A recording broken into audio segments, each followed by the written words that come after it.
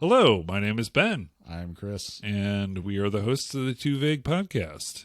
Today, our word that we're discussing is going to be vision. Well, sound and vision. So, are you a fan of David Bowie? I am a huge fan of David Bowie. Okay, Too soon. too soon.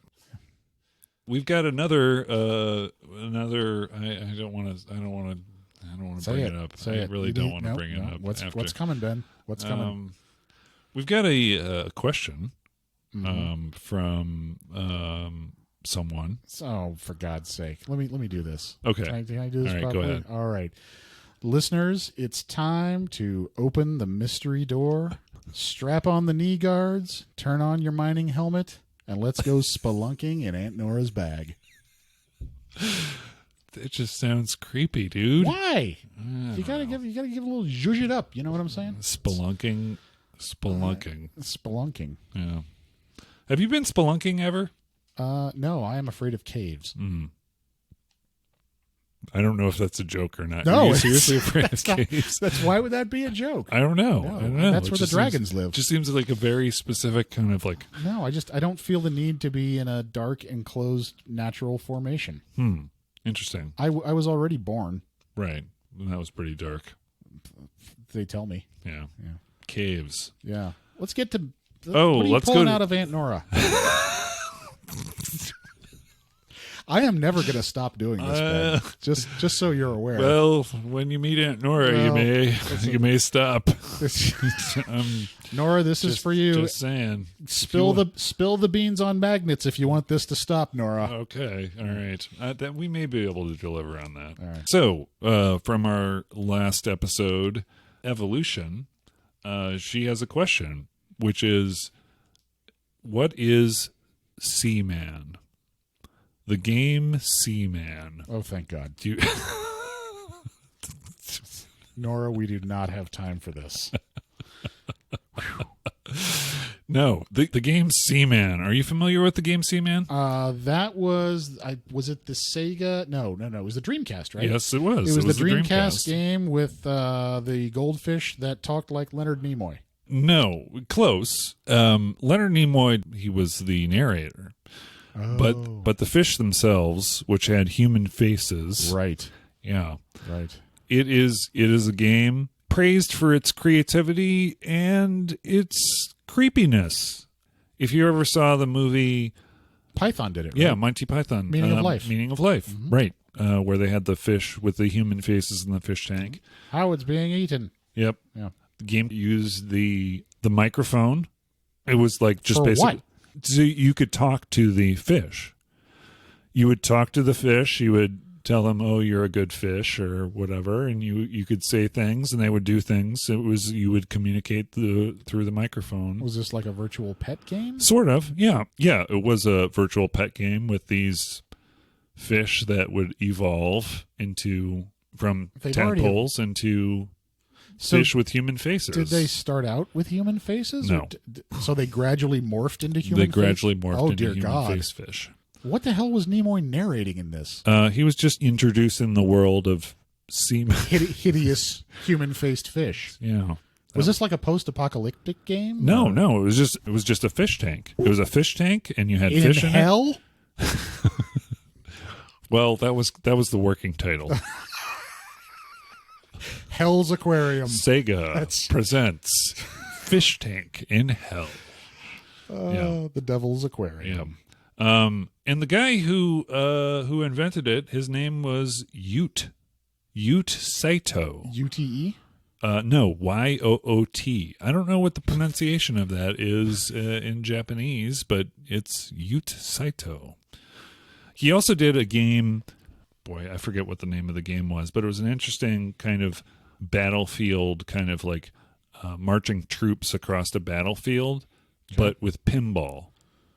So it was like you would defeat armies with basically flippers and pinball. He was Was this the Saito? Like, wasn't there a game company called Saito or a development studio? Is this that same guy? No, I don't know if there was. I can look it up. I feel like I've seen Saito on the credits for something or other. The only games that I know of are that pinball game that he made, and then of course that sounds a lot better than Satan's Aquarium. Yeah, Satan's Aquarium definitely was creepy, and I did own it, and then I took the disc when I was done, and then I wrapped it in a paper bag, and then threw it into the ocean. No, I burned it first. Doused it with some accelerant just to keep it from spreading. Oh boy! Wow. It was kind of creepy. This game sounds terrible. Yeah. Well, Andrew brought it up. Hang on, my microphone is like assaulting me. Okay. A minute here. You can keep talking. You may want to tighten it down. Lock it down. Lock it. Pop it. Lock it. Pop it. Lock it. Okay. Keep going. Is that better? Yeah. No, that's great. I don't even think Norah knows what we're talking about. But anyway, well, so the answer to the question. Listen, about Nora's not alone half the time, Ben. This is true. So, Seaman, really creepy game, put out for the Dreamcast in 1999. Human-faced fish, narrated by Mr. Spock. Yep. It's basically Star Wars. If that doesn't frighten you, I don't know what does. Yeah. What will? Does Norah have a Dreamcast? No. Okay. So but I do. You want to look over your shoulder there? I keep on telling people to look over their shoulder at my Dreamcast, which is over there by the... Francine, do we have a Dreamcast? Okay, yeah. No, you do have a Dreamcast. Why do you keep on calling her Francine? Her name is Dave. Hi, my name is Sheila. I didn't get the paperwork. Okay. So let's get into vision. When I say the word vision, what do you think of as far as the definition of vision? Do you think of sight, or do you think of, a concept or something that you envision? Yeah, I've had enough corporate bullshit over the last 20 years of my life to never think about vision that way again. Really? Yeah. I mean, let's face it. Vision is basically another word for stuff we want to do with an alarming lack of specifics on how to do it. Yeah, I guess when it comes to corporate speak, it's annoying, but I think the definition is still valid. I mean, it's still sure, yeah. If you just asked me what I think about. Okay, no. Oh, okay. I'm not getting defensive. Yeah. No, I'm getting defensive. Okay, yeah. But yeah, that's a good point. It's like it's part of the vernacular. Yeah, it's just like that's another thing. That word too. It's an awesome word. It's an awesome word, but it's used a lot in the vernacular, in corporate speak. Yeah. Is it? I don't know where you're working, but at the bait shop, man, totally. It always use it. They always say vernacular. Listen, like, what, are those kind of worms? They're vernacular? They're night crawlers in the vernacular. Yeah. But anyway. It took me a long time to figure out night crawlers were worms. Really? What did you think they were? Teleporting mutants.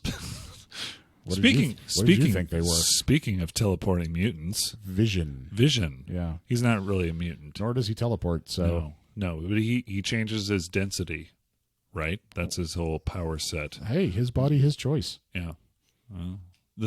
So did you ever get into him in the comics? Vision is for all the Norahs out there.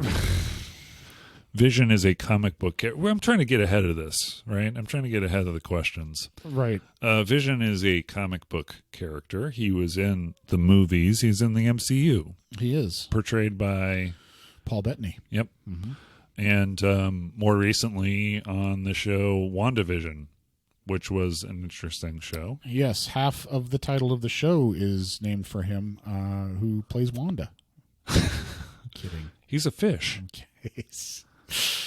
I'm never going to get that picture out of my head. Spoiler alert. Spoiler alert. He's turns fish. into a fish. He evolves a human face. No, it's yeah. So I only have memories of the Marvel comics that I read as a youngster, as a wee lad, and my overriding take on Vision from those days was that Vision sucks. Really? And why did you think Vision sucked? Because he was mopey. Well, he was Vision the mopey robot. He was like Marvin the Paranoid Android from... But not funny. No, because he was part human, but he wasn't human. I mean, how would that impact... I mean, it's I'm not saying he didn't have a right to be mopey. okay. I mean, So I'm not mope shaming Vision. okay. I'm Because just he's saying, in kind of an interesting predicament where he's got human emotions and Right. trapped inside a robot. I mean, that's kind of well, I don't think he's trapped inside a robot. He is a robot. well, right. But I mean, I'm not trapped inside a human body. I am a human. right. But you're also kind of trapped inside a human body. Well, I too. mean, from the sense that I can't go anywhere right. other than my human body. And listen, I see the letters you're writing right now, astrophysicists and spiritual healers. It was a joke. Okay. I am very aware that the astral plane exists and we can communicate with it by opening our third eye. Okay. All right. I I'd like mean, to refer to it as the. That's what Doctor Strange tells me. Whatever. Hmm. Anyway, yeah, Vision Have sucked you because he ever- was moping around a lot. Have you ever referred to it as the rectal plane? The very last episode of the Too Vague podcast has been a joy. Because it's the astral plane. Anyway, so let's get away from the Please. stupid puns. Yes. No, But when anyway, Vision. When I think of Vision, I generally default to what I can see or perceive. Okay. So not it's, in the strategic sense of a broad-minded goal or, we'll touch on Vision again when we talk about video games. But Okay. So we're talking about sight. Right. Are we talking about just ocular, or are you talking about any kind of sight?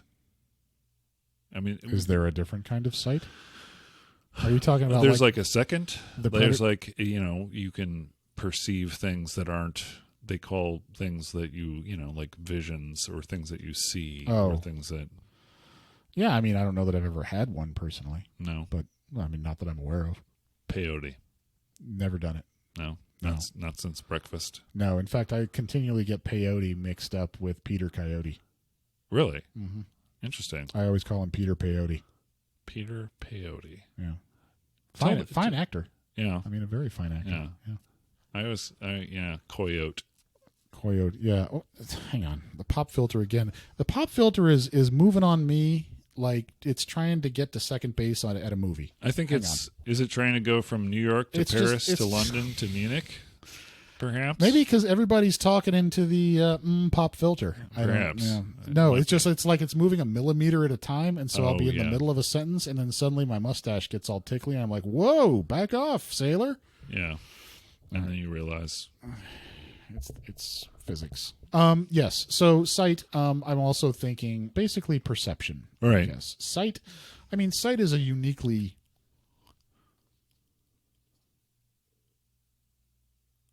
I don't know. I was gonna say it's a uniquely ocular. Right. But vision. Yeah, what, but that is vision. something that transcends. That, Yeah. That's kind of why I brought it up. I mean, was- yeah. It depends, right? There's different kinds of visions Right. that are also sight, Right. right? Thermal vision. Right. Oh Jesus, Superman. Well, heat vision. That's Yeah. different than thermal vision. Okay. Yeah. Thermal that's vision true. is that whip-ass predator vision. If it bleeds, we can kill it. That's what you think of. You know what I think of when I think of vision? What's that? I think of. I tried to convince people of this when I was younger. Okay. You're familiar with the band Foreigner, Who's not? yeah, and the song that they do, Double Vision. Oh, yeah. Yeah. It was in, also most recently used in a Burger King commercial or something. Oh, really? Huh. Double vision. Yep. Something like 2 for $4 Whopper chicken fry biscuits or something. Oh, how the mighty have fallen. Well, Yeah, better than Cold as Ice. yeah, that's true. That may be the worst song ever made. Yeah, I mean, it's terrible. you're not willing to sacrifice our love.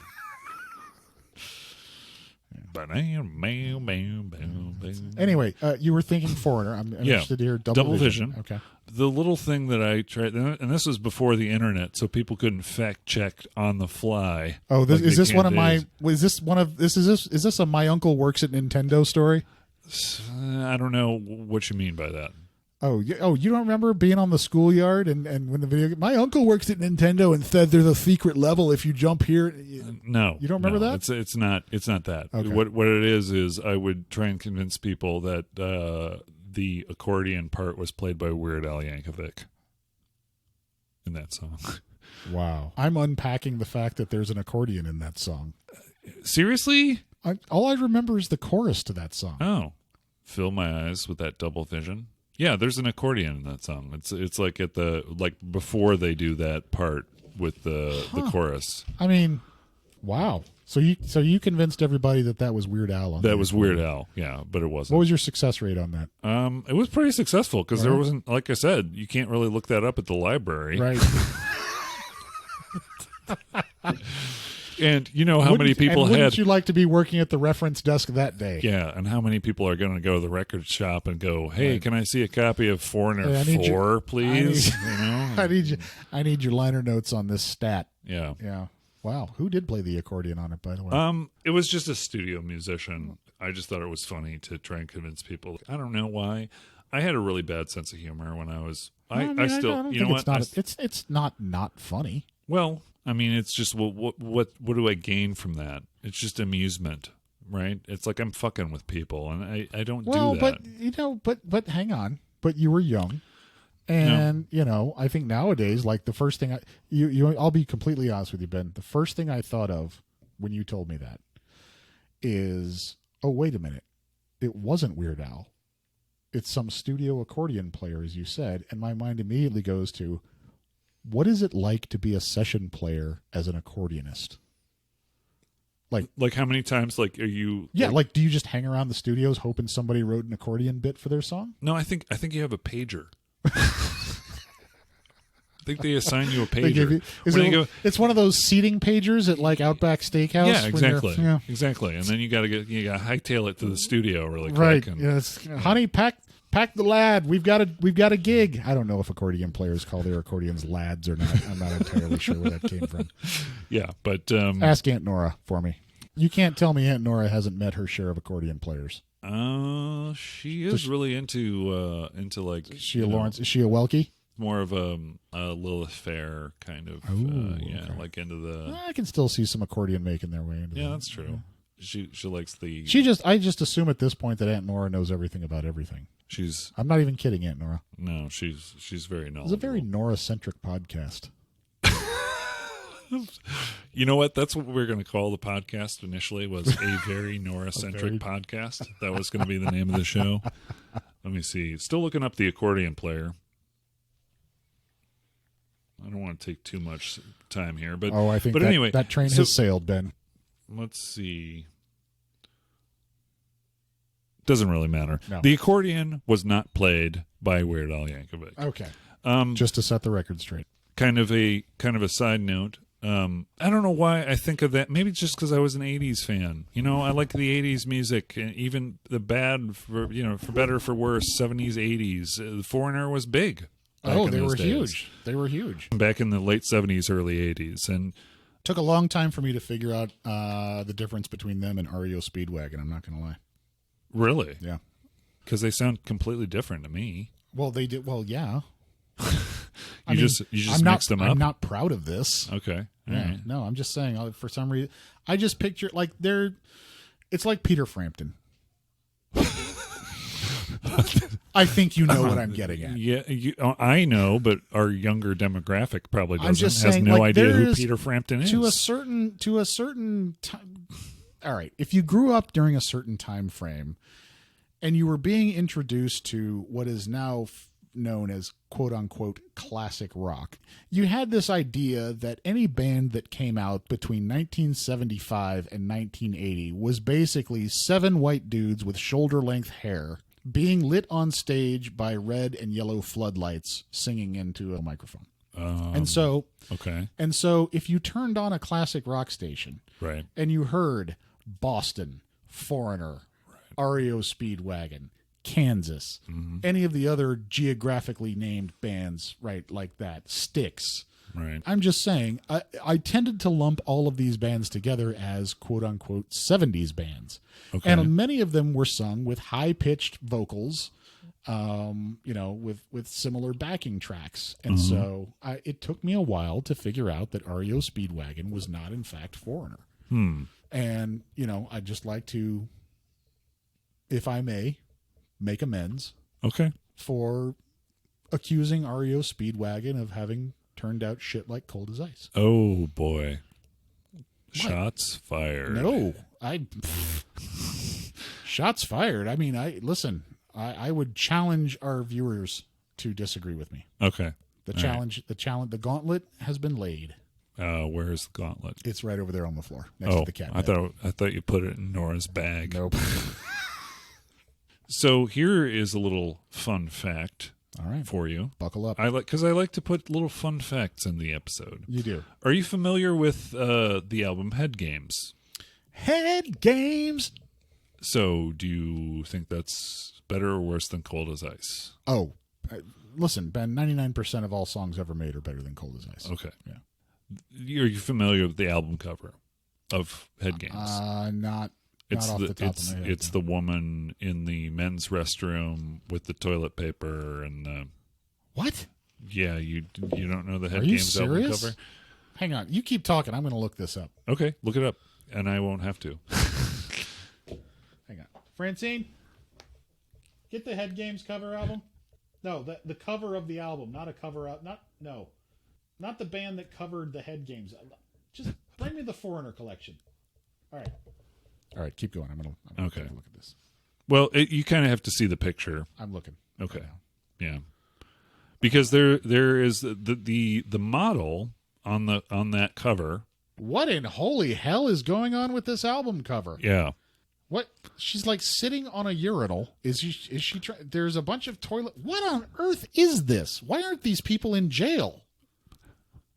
Well, the person who posed for that is suing Lisanne Falk. Okay. Who played Heather McNamara in the movie Heathers.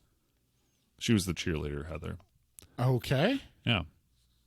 Fun fact. I mean, it is a creepy album. Should cover. we call somebody?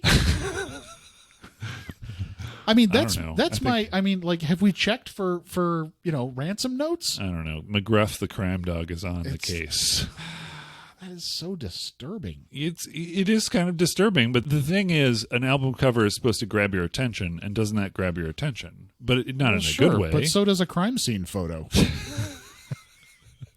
That don't make it right. That doesn't make me say, "Hey, I wonder what these guys would like to put into my ears." Right. No. Right. No. Well, anyway. Listen, we've said many times before, I don't want us to devolve into that kind of podcast where one of us reads something off Wikipedia and the other guy goes, "That's weird, man." But in this instance, I'm glad you showed me that, and I will contact the appropriate authorities. Okay. That girl needs help. Well, I mean, she's a director and actress. No, good for her. I'm glad she was able to overcome it, believe you me. No. I mean, that's why she needs help. Yikes. That is just... Yeah. Wow. Yeah. She has a Twitter. So anyway, let's get into Vision. Vision. Yeah. Blue, blue, electric blue. So are there any other ideas you have about Vision that do not relate to video games?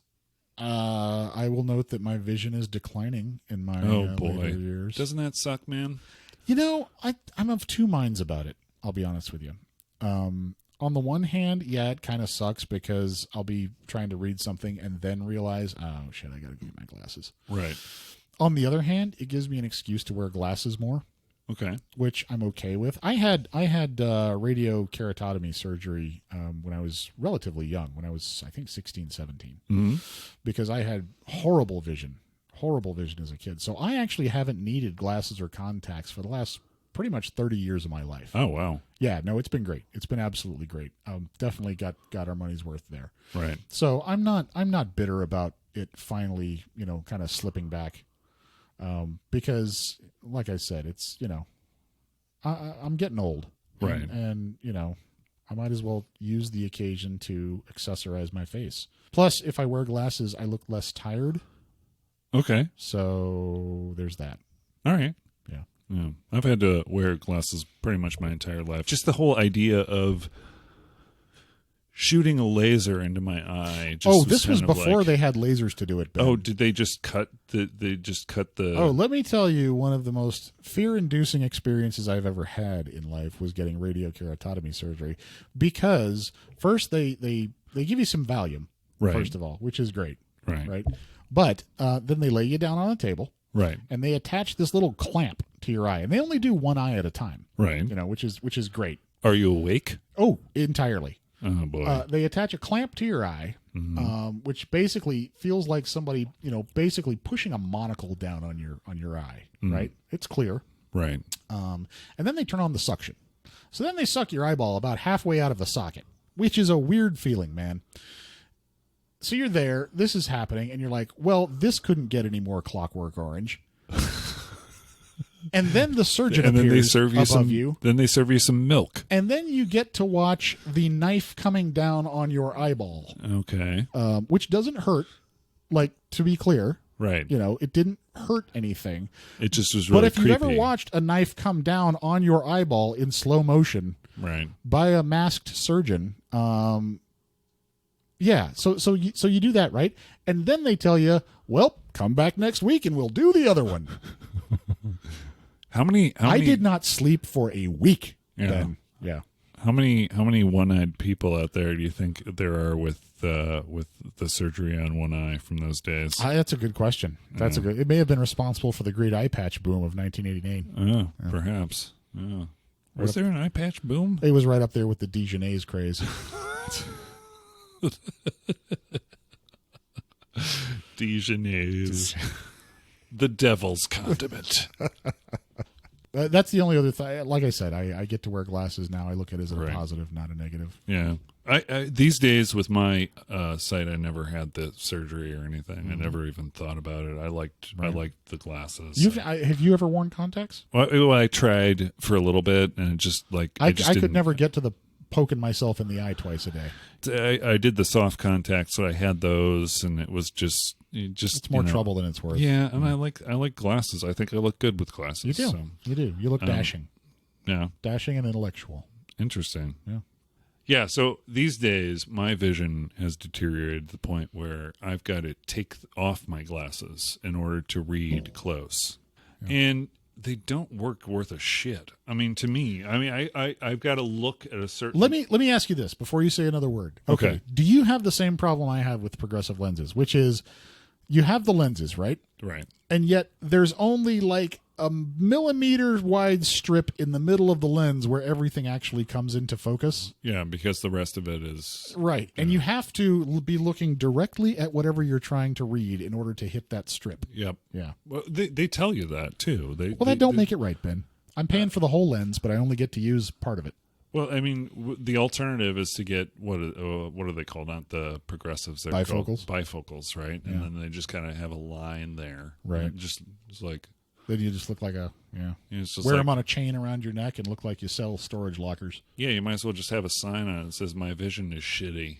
Well, isn't that what glasses are shorthand for? I suppose. That's a little glasses half empty. Nice. Yeah. Nice. Game respects game. So anyway, have you ever had any like otherworldly sort of like visions or envision things? Like, my uncle thought he was Saint Jerome. Are you menstruating? No. What does that have to do I with have it? not had any otherworldly visions. I am rewatching the X-Files. Okay. But no, I my entire life, no, I've never done any mind altering substances or drugs or anything like Clean living. Right. Clean living over here. No, never experimented with any of that. Never seen a ghost. Never saw the Loch Ness. No, I really haven't. Okay. I mean, I haven't either, but I just think it's an interesting question when people say they have a vision or they perceive something. It's like, it's kind of like a dream, right? Is that not a vision, a dream? I don't know. It's one of those classic questions, right? Like, how many babies fit in a tire? Sorry. I can't. You know what? I can't One of take my- credit for that. I can't take credit for that. That's a Christopher Guest line from Waiting for Guffman. You know what? One of my father's favorite jokes was, "What's worse than a barrel of dead babies? What's that? Pitching them out with a pitchfork." Oof. Yeah. Oof. No, but to get back to what you were saying, to bring it up, Right. You know, I guess the closest to an otherworldly experience is I have, and it's one that I have on the regular, is deja vu. Oh, okay. Deja vu hits me, and I'm not even kidding about this, at least 3 or 4 times a week. Really? Always has. Yeah, ever since I was a kid. Do you think that anything that has to do? I mean, do you remember your dreams too, or is it something where you're like, "Oh, this Some of seems them. okay." Some of them, not a lot, not Right. a lot. But no, deja vu. I'll just, no matter. I'll be like, oh, this has happened and this has happened, and now this person does this and this person does this. Yeah. Have you ever had that feeling of vuja day, No. which is the feeling that none of this has ever happened to you before? And it's another. That's a George Carlin. Right. Deja vu all over again. Yeah, which is. My name is Deja Vu. Have we not met before? I just recently rewatched that Top Secret. Top secret. Yeah. Does it hold up? It is so far. I mean, I kind of got halfway through it and then just kind of like, went to bed, Right. because I had to get up early and hang out with a dude and record stuff for a podcast today. So. Some jackass clearing Choya. Yeah. No. I remember loving Top Secret. Yeah. No, it was great. Nick Rivers. Neek Reavers. Yep. Yeah. I know a little. Yeah. Anyway. I know a little German. So, yeah, vision. Interesting. There are people who they say that they're, psychic. One of the things that I think is interesting is when people have this deja vu, do they perceive that they say, "Oh, I'm psychic"? That wouldn't be my go-to explanation. Right. I mean, it would kind of be, it's like the old thing about, if you hear a horse galloping, why would you assume it's a zebra? Yeah. Anyway. I tend to think that it's probably some, some firing of the synapses in the brain, or coping mechanism or something going on in coping your mechanism, sleep, or something. Maybe you're predisposed to something hitting a memory trigger in error that's not actually a memory, but it stores it in the memory part of your brain for some reason. That makes sense. Yeah. Maybe my brain's just disorganized. It's the maid's day off, so brain scrubbing. As the Tick says, when a brain falls into the dirty gutters of evil doing and filthiness, you can't just wash that off. You've got to think it clean from the inside out. The Tick has a lot of great one-liners. It really does. From both the comics and the cartoon. And the cartoon. And the live-action shows. Oh, gosh, the live-action shows. Even a potato can die. Yeah. Even horses? Gravity is a harsh mistress. Yep. And let me be clear.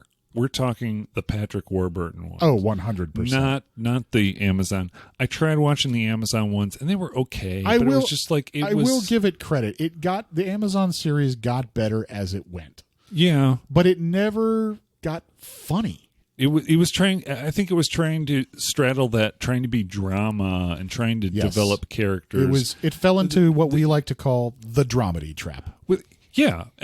It's also trying to develop characters that we don't care about. The great thing about the first Tick series was the fact that it was Seinfeld, but superheroes. That was the whole thing. It was a show about nothing but superheroes, problems.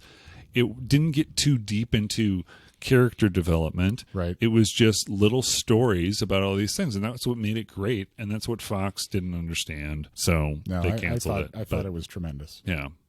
And you could not have asked for a better match than Patrick Warburton. Patrick Warburton as the Tick. Perfect. Yeah, absolutely perfect. Yeah. And he's got that. I mean, sometimes I'm told that I have a Patrick Warburton-y kind of tone to my voice. Maybe I should go lower.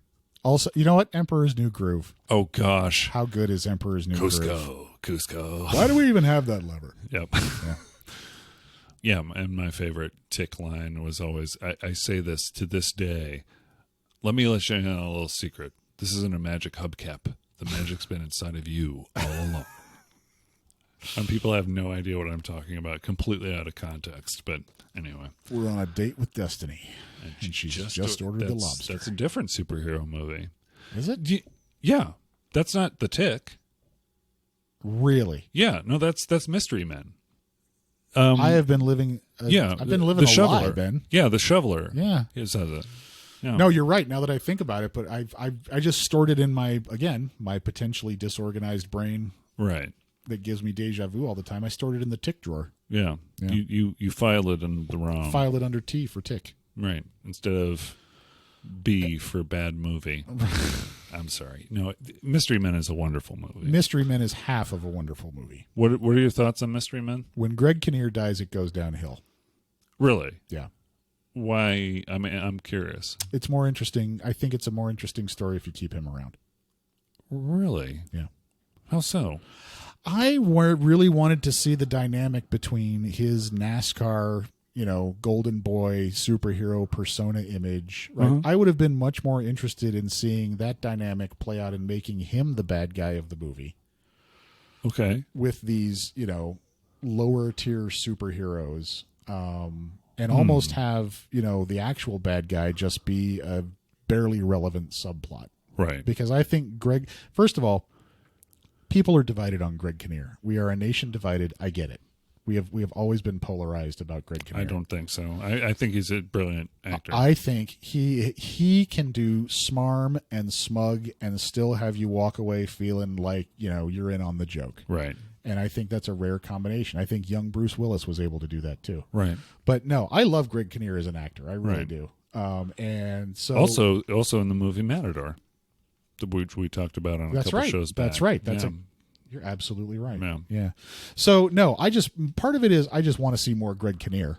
Okay. And part of it was I thought he nailed that whole entitled, sponsored superhero, right? Well, darling of the public, but really just kind of a jerk on the inside. Here's my hot take on that: if they would have come out with a Booster Gold movie, Greg Kinnear would have been the guy. Right. I think you're right. Yeah.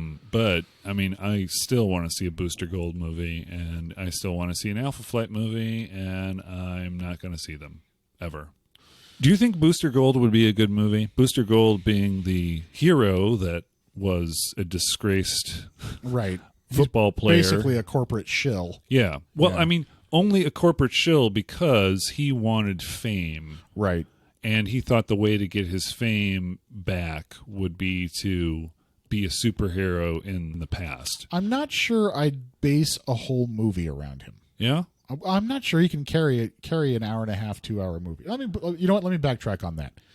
If it's an hour and a half movie, sure, let's give it a shot. If it's a 2.5 hour big superhero spectacle, you're going to need more than old BG. Yeah, just for that. You know what I mean? Blue Beetle. Blue Beetle Booster Gold is a natural team up. Yeah. Yeah. But I really think that also, I mean, I think where Booster Gold shines is as a supporting character because his whole battle. He's trying to do the right thing, but he's doing it for the wrong reasons, right? He's doing it for the fame. Well, and that's why I think here's the thing. If you're going to do a Booster Gold in a movie and have him be a major part of the movie, I think you go with the whole Justice League International era. Uh-huh. You get Booster Gold. You get Guy Gardner. Right. You get Blue Beetle. Mm-hmm. You get that whole crazy, kind of weirdo cast that Keith Giffen wrote in JLI, with Batman kind of being the disappointed dad, right? Who's just kind of constantly shaking his head, going, these assholes. What about Martian Manhunter? You get Martian Manhunter, for sure. I think you go that route and you play it. I think you play up the comedy aspects. Yeah, I never thought of it that way. I mean, that's a big part of Booster Gold, but the thing that connected to me was the fact that he was trying to figure it out. I mean, that's why I like the series. Yeah. The first thing he does is start a fight with Superman when he gets here. Right. It's like, okay. Right. And he's like gullible because the robot AI basically convinces him to do all this stuff. And he goes, oh, yeah, that's a great idea. That's what I'm saying. I think it works as a comedy. Yeah. Yeah. Let's get on to Vision. We better start tying it into games. Okay. Vision. Let's go back to Captain America. And The Avengers. Okay. Data East. Arcade game. Hawkeye. Yeah. White Vision. That was White Vision. That was White Vision. They recently reintroduced White Vision into the MCU as a part of the whole WandaVision Spoiler alert. storyline. Spoiler alert. Spoiler alert. Well, is it Yes. that they? I mean, it's kind of. I but mean, it's if you also haven't in the if you comics. haven't seen I mean, WandaVision, it's a spoiler alert. Anyway, it's too late now, so have fun watching WandaVision, knowing White Vision's coming along. yeah, and also there's that Ewok knife fight. Right. Which is also really a great part. Which you go on, why is it in the Marvel universe? I don't understand. Wicket, he'll stick you, man. No, he definitely will stick you. He's really good at making the shivs. Yeah, Colombian neckties all over the place. Yeah. They never show that part in Return of the Jedi with all the stormtroopers with their throats slit. Right. They never do. Data East. No, I love that game. Yeah, White Vision in that. Hawkeye, Iron Man, Yep. and Captain America. Loved it. Everyone's favorite captain. I didn't know where to go with that. Everyone's favorite shield guy. It was an Avengers game. Yeah. And it was an Avengers game, and I loved the hell out of it. Yeah. It had so many bosses in it. It had like So many 11 bosses. different bosses. It started with Whirlwind. Yeah. Yeah. There was Whirlwind, and there were a couple of other ones that Wizard. were kind of like Wizard. Yeah. Yep. And there was a Ultron was in it. Yep. And then the final bad guy was the Red Skull. I think they took different like foils of all the different individual heroes and put them in there, right? And Hawkeye. And Hawkeye. Sorry. Yep. I'm that guy, listeners. I'm that guy. Everyone's favorite eye. I don't know. Who was actually, which was funny because Hawkeye may have been the most fun character to play in that game. Yeah, he was. Yeah. I mean, any game where I get to play someone with a bow and arrow that can shoot up one arrow and it turns into 100 arrows and rains down on someone, like the rain of arrows. Yep. Yeah, you just got to do that. Sign me up all day long. Yeah, not very. What do you think of the casting in the Avengers movie for him, for Hawkeye? It was fine. Yeah. I mean, given the part that he actually played, it was fine. Yeah. I like Jeremy Renner. I don't think about him a lot. No. Which pretty much describes my view on Hawkeye. Okay. Hawkeye hater. I like him. I don't think about him a lot. Right. Yeah. Right. Most bow and arrow characters in video games. I did like the new Black Widow movie, though. Oh, okay. I did. All right. I did. Yeah. That is a spoiler alert. For the fact that there's a Black Widow movie? No, the fact that you like it. Well, I already knew I liked it. Oh, but I didn't. Checkmate. Anyway. I like that Data East game. In fact, I'm going to commit blasphemy here and tell you that was a better game than the X-Men game. Oh, no. I 100% agree with you. Yeah. Even though the graphics were, it was bigger, flashier. Right. Konami. 6 players. Yeah. They had the 6-player machines. We actually had a 6-player machine at our arcade. It had 3 monitors in it where you had to. Yeah. That's right. That's right. No, I listen, I'm not saying the X-Men game was a bad game, but give me the Avengers over the X-Men all day long. No, agreed. And I would only play the X-Men if Nightcrawler or Wolverine were available. Oh, really? Yeah, I had no interest in playing Dazzler or Colossus. Oh, that was the only character I played was Dazzler. Don't ask me why. I just did. Everyone's like, oh, I want to play Wolverine. I was like, whatever. I'll play Dazzler. Well, to be fair, that was back when Wolverine was still cool and he was rocking his brown and yellow costume. Yeah. So, and it's Nightcrawler. I'm a Nightcrawler guy. Yeah. I just am. You know, the voice acting in that X-Men game was horrible. X-Chickens? Yeah, it was the worst voice acting. And at least in the Avengers game, it did no one can stop the blob. Yeah, that was so awful. But anyway. And then Pyro. Pyro. Anyway, I think they were trying the Avengers game was good. Avengers game was. I mean, it was a samey. I mean, it never really threw anything new at you, but it was a beat 'em up. No, but it was a side-scrolling beat 'em up. I think it was like 1990, that sounds 91. about right. That sounds about right. When it was out. So I've got something game-related about Vision I'd like to talk about. Oh, okay. Which is Detective Vision. Okay. And I think I first came across this probably in the original Arkham Asylum game. Okay. And for those of you who haven't played it, yes, Rick, I'm looking at you. You play as Batman. Right. And you're doing Batman things in Arkham Asylum. Right. And there's a mode that you can turn on with a button press called Detective Vision. Right. And what Detective Vision does is it lets you, it basically turns the entire display into a sort of a, I don't know what they call it. An X-ray kind of. Sort of an X-ray or almost a wire rendered kind of it makes everything like vector. Really dark. It turns everything black and white and gray. Right. And then it highlights different things in the environment with bright blue. Right.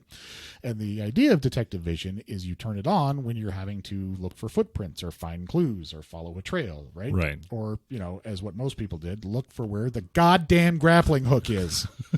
So. Wow, touchy. I spent a lot of time with Arkham Asylum. So here's the thing, though. Here's the problem with Detective Vision. Okay. Because this is a mechanic that has gone on to become hugely popular. I think The Witcher 3 had it, right? Well, lots of these open world games have it to let you focus on something specific that's not immediately seeable in the environment. Right. Okay? Or sounds or things that are... Right, exactly. So my problem with it in Arkham Asylum specifically, and overall in several games since then, is that it incentivizes you to keep it turned on. Right. And so instead of looking at these incredible environments and seeing some amazing art design and architecture and all that, the game incentivizes you to keep your damn Detective Vision on all the time so that you know where to go. Right. And I think eventually that, like, I'm interested in games that can strike a balance. Like, that's what makes a successful game. I only want to turn it on when I need to turn it on. Right. Don't make me feel like I might as well just keep it on all the time so I can see where all the tunnels and paths and doors are. If you could only use it in certain times or limit the use of it, it just Which kind of... Hitman does, right? Hitman has a gauge. Actually, the prior Hitmans had a gauge where you could only keep it on for a certain amount of time, and then you had to let it fill back up. See, I never ever used it. No, I haven't used frequently. No, me neither. Which is again a testament to the brilliance of Hitman. Is what you don't need to use it. Right. I talked to Norah about Hitman, and she was like, "That sounds like a really cool game." God, everything I hear about Norah makes me just more excited to meet her. Yeah. Well, especially after all the rustling I've done in her bag. Viewers, that's what we call a curveball. Yeah. Anyway, the vision thing, like sort of similarly, use of these types of night visions and things like that. Mm-hmm. Yeah, I think you can overuse it, right? Yeah. You can overuse it to a point where it doesn't feel unique or doesn't feel like it feels like it's a crutch more than it's a piece that. I would rather see it be used more to enhance the immersion. And I'm gonna hold on to your seats because you're gonna get a little bit of whiplash here, but I'm gonna take you back to Aliens versus Predator. Okay. And one of my favorite commercials ever. You remember that commercial? I do. Yeah, I do. With the apartment. But anyway, I think it was Aliens versus Predator or Aliens versus Predator 2. I can't remember which one. But basically, you got to play as the Colonial Marines, you got to play as the Predator, and you got to play as the alien. Right. And if you were a Marine, you had regular vision and night vision, right? Like every first-person shooter between 1995 and 2015, right? You had night vision you could turn on, right? Which would make everything green, and you'd only turn it on in the dark. The Predator, of course, had like thermal vision, tentacle vision, some other kind of vision, I forget. But the alien vision was the coolest because it was literally just your point of view as the alien, or you could go black and white and see everything that was like eatable. Right. And because you started off as the alien face hugger, it was like this weird fisheye ground level view you had to play through for the first like 2 or 3 levels. And it was so cool. Yeah. It seemed a little disorienting. Was that you could run up walls and on the ceiling and then drop down on people. Right. And then yeah. But that's where, like, did you have to navigate their digestive tract and pop out of their stomach and stuff? Well, there was the really annoying level where you had to sit on someone's face for half an hour and then shove an egg down their throat. Oh. Uncomfortable. That's fake, right? Yes, that's a joke. Okay. That's. I'm very gullible. Let me tell you a story about Weird Al I heard. Yep. Played the accordion. Yeah, for REO Speedwagon. No, it was the Alien theme song that he played the accordion on. In space, no one can hear you polka. Yep, that's true. But no, so vision, right? Vision was used really cool in that game because it really gave you different types of vision that corresponded to the personality you were playing as. Right. And it wasn't a crutch; it was a bona fide mechanic. Right. But at the same time, it was just so immersive. Right. I think you could overuse that mechanic too, absolutely. right? You could like anything else, you could put too many types of visions in there and make it kind of over vision it. Over vision it. Over vision it.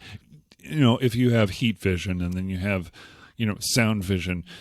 There actually sound vision. Yeah. There's okay, so in what is sound vision? Okay, hold on. You mean like Daredevil? Well, sort of. You didn't play Cyberpunk 2077, but there are these things called brain dances, and the whole mechanic of brain dance, I talked about the movie Brainstorm. It's sort of like that, where you record the perspective of someone, of everything that's going on in the environment. The person recording, you've got a little bit of a range. You can get around, and you can see things in a very unique kind of way. For a brain dance. No, it's not that song. It sounds like that game Remember Me. Sort of, yeah. It's like that, where you could change the different, the different dream recollections and change people's memories. Yep. But underrated game. Yep. But this one was a little bit different because it was a recording, and then you would you would try and pick out different pieces of, trying to figure out what the puzzle is. So early on in the game, you're trying to. Well, I don't want to give too much away, but it's like you use various parts of this. There's one that's focused on finding objects, and then there's one that's focused on where sound is emanating from. So you can identify different conversations and listen to those conversations. If you wait till the person that gets into range of whatever a sound is, you'll see a little, that's what I mean by sound vision. Okay. It's not like the sounds manifesting themselves as physical things. Right.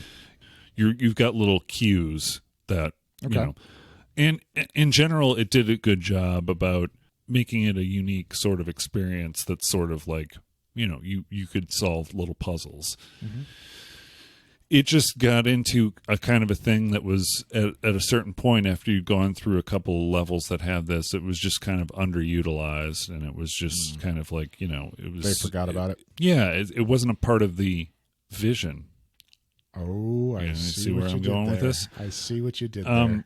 Which is another piece that I want to talk about in video games, how vision or perspective, right, is very important when you're developing a game. To kind of go off your point of use of creative sort of vision type things, Cyberpunk had the framework. Remember Me had an interesting use of that. I think that those are interesting things to utilize in games, but I just don't like it to be too gimmicky and too numerous.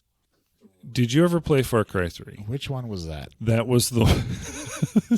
They're all pretty much the same. There's been like dude. a billion Far. Was it the one where I'm a caveman? No. Okay, that was Primal. If it wasn't that one or the one where I'm in Africa, then I don't remember it. Yeah, it's like you're in some sort of other country and you're part of some sort of government that's trying to overthrow another sect of government. Some sort of Well, color me shocked. Yeah, Far Cry 3 was like that type of game where you go around and it's sort of an open world sort of thing. You go from camp to camp, you do things. Right. There was a level on there that I really enjoyed. You were going against some crime folks, and what you wanted to do. Some crime folks. In fact, I think that's what they're just crime folks. The rascals. Scamps. Anyway, you're going up against the crime folks. Yeah, and their tomfoolery. They really need a better name. Yeah. So now you got me thinking about the crime folks. Anyway, the evil villains. Is that better? Yeah. Okay. Who have drug fields and they're growing weed, and the thing that you have to do is you've got to torch this whole field of weed and just burn it all up. Okay. So they can't make any money or whatever. Okay. And you do this, and when you get to the field and you get your little your flamethrower and whatever, a Skrillex song starts playing in the background. But it's you're torching this whole field of weed, but if you get into the smoke, your vision starts to get a little wobbly. Okay. That's one of the things I think people use that in games for being drunk too, right? Yeah. And that's annoying. For And it's vision. not funny. Yeah. Water when it's raining and you see little droplets like they're like like a water droplet is hitting my eyeball. yeah, exactly. But it's not. It's like you're That's in a not how rain works. Yeah, it's not. You're in a car and it's hitting a windshield. It's like you still see the rain. It's Right. like it doesn't. It's not cutesy. It's just dumb. Right. But in the case of the Far Cry 3 game, that whole thing was so much fun, so much fun. Just torching the field, listening to Skrillex, which I'm not a dubstep guy. I mean, it's just kind of like the whole mission, but it was just a mission. It wasn't something where they tried to reuse that mechanic over and over. It wasn't, hey, anytime you use the weed item in your inventory, right. It's gonna do pump this. up the jams and right. Yeah. That's a remarkable amount of restraint by the Far Cry developer. What? Keeping it to that one mission. Well, I mean, but that's kind of the payoff, I guess. That's what I'm saying, though, is I think a lot of other developers would have said, you know what, we should let the player be able to do this anytime. Yeah. It's the fun level. It's like you're doing all that's not saying much, right? But the game Ladies and itself, gentlemen, we've found it. Yeah. The fun level of Far Cry 3. Yes, with all those crime folks. That's what makes it fun. So you're burning down a mom and pop weed operation. Oh no, it's an evil organization.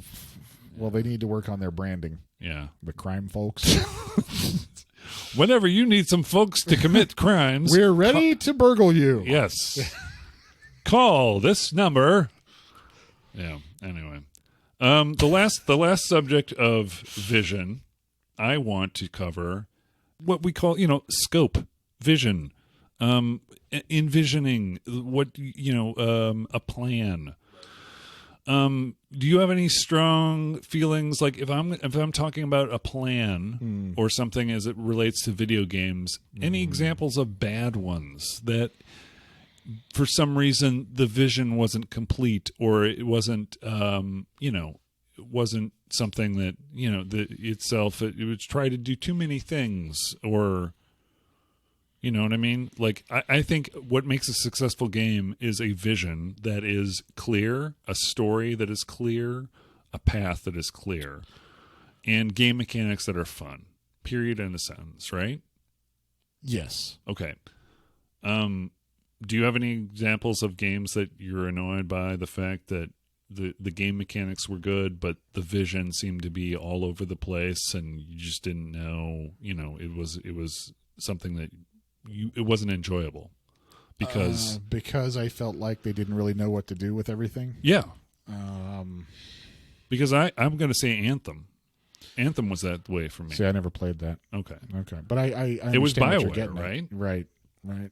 And the reason was they switched people who were managing the project in the middle of the project. Someone who had the vision originally and they had all the parts and they'd been working on it, left, and then they have all this stuff, all these things that they worked on, and then someone else takes it over, and their vision isn't exactly the same, or it's just like, well, let's just finish the game. Let's just finish what we have with the parts we have and just complete it. Right. So then you've got a whole group of people developing all these pieces that don't know what the end goal is supposed to look like. And Anthem was plagued with other problems, like, as far as an overly ambitious schedule and trying to, who knows if it was BioWare's decision or it was EA's. It probably was EA's decision. We need to get this out. It's been worked on for X number of years and we got to get it out to people. But yeah, honestly, I'd come up with probably another BioWare or EA example, and I'd say Mass Effect Andromeda. Oh yeah, you think that was not a clear vision? Yeah, I don't think they had an idea. I think they knew what they wanted to do mechanics wise, but I don't think they had an idea of how to transition the franchise to that kind of a game.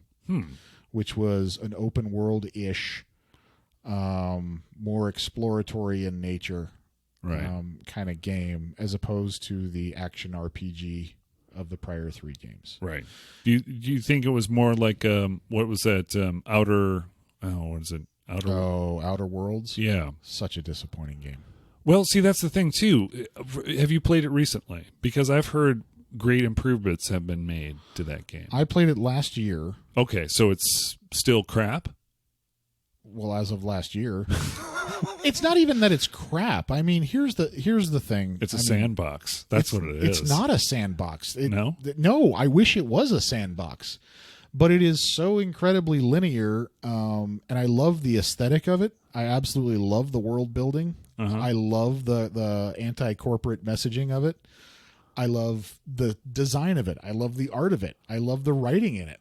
But Right. it is too long, and it has too many terrible quests that just go. It is fetch quest after fetch quest after fetch quest, and the longer you play it, the more it just doubles down on that design until it's just not fun anymore. Right. I was super disappointed in Outer Worlds. Okay. Yeah. That wasn't maybe I'm thinking of a different game then. No, it's the one where they promised a whole bunch of things as far as exploring. You're talking about No Man's Sky. Okay, that's what No Man's Sky. That's what you're talking about. I know it. I refer to it as Nomansky. That guy, Biff Nomansky. True as back out. Yeah, true as big. No, so the game I think of, we're going to cut all that Outer Wilds out, but it is No Man's Sky because it had such a vision, Right. and it overpromised and underdelivered. Yeah. Right. Yeah. No Man's Sky. Yeah. The game No Man's Sky. Right. Not to be confused with other game names. But anyway, so did you ever play any of that game? I did not. No, Okay. I did not. Just randomly, maybe you ever played Outer Wilds? No. Would you like a 30-second capsule review of my experience with Outer okay. Worlds? I think I can figure it out. Yeah. But I mean, No Man's Sky was one. It was definitely a sandbox. I remember game, right? seeing it hyped. Yeah. And that's part of the problem is hype. Right. And maybe we should do a show on that word because that's something that bothers me is the word hype.